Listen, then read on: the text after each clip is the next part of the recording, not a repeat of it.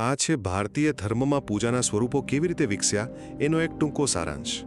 તમને ખબર છે, ભારતમાં પૂજા હંમેશા મૂર્તિઓ દ્વારા નહોતી થતી. આ સ્રોતો આપણને હજારો વર્ષોની એક મસ્ત સફર પર લઈ જાય છે, જ્યાં પ્રાચીન નિરાકાર ઉપાસનાથી શરૂ કરીને આજે આપણે જે મૂર્તિ પૂજા જોઈએ છીએ ત્યાં સુધી ધર્મ કેવી રીતે પહોંચ્યો એની વાત છે. આ એક સાંસ્કૃતિક સફર છે એમ કહી શકાય. તો પહેલું, ચાલો એકદમ શરૂઆતથી વાત કરીએ.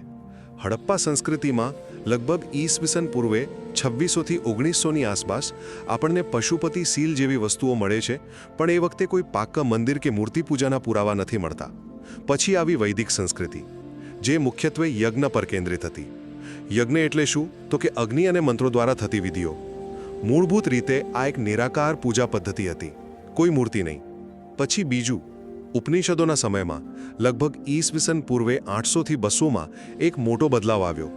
ધ્યાન બહારની વિધિઓ એટલે કે કર્મકાંડથી હટીને અંદરના જ્ઞાન એટલે કે જ્ઞાનકાંડ પર ગયું.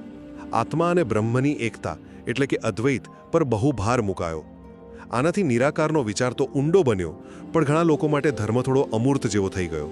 અને છેલ્લે પુરાણો અને ભક્તિ ચળવળોના ઉદય સાથે ધર્મ સામાન્ય માણસ માટે વધુ સહેલો બન્યો, ખાસ કરીને ગુપ્ત અને રાજપૂત યુગમાં. કેવી રીતે?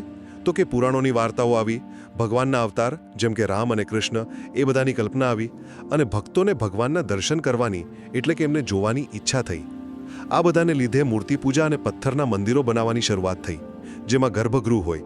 આમાં બીજા પ્રભાવો પણ ભળ્યા, જેમ કે રાજાઓનો સાથ અને બૌદ્ધ સ્થાપત્ય શૈલી. ટૂંકમાં કહીએ તો ભારતીય પૂજા પદ્ધતિ છે ને, એ હજારો વર્ષમાં નિરાકાર વિધિઓથી શરૂ થઈ, પછી તત્વજ્ઞાનમાંથી પસાર થઈ અને છેવટે ભક્તિવાળી મૂર્તિ કેન્દ્રિત ઉપાસના સુધી પહોંચી.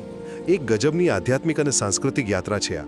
જો તમને આવા વધુ સારાંશ ગમતા હોય તો પ્લીઝ સબસ્ક્રાઇબ કરો અને આ વિડીયોને લાઇક અને શેર કરવાનું ભૂલતા નહીં.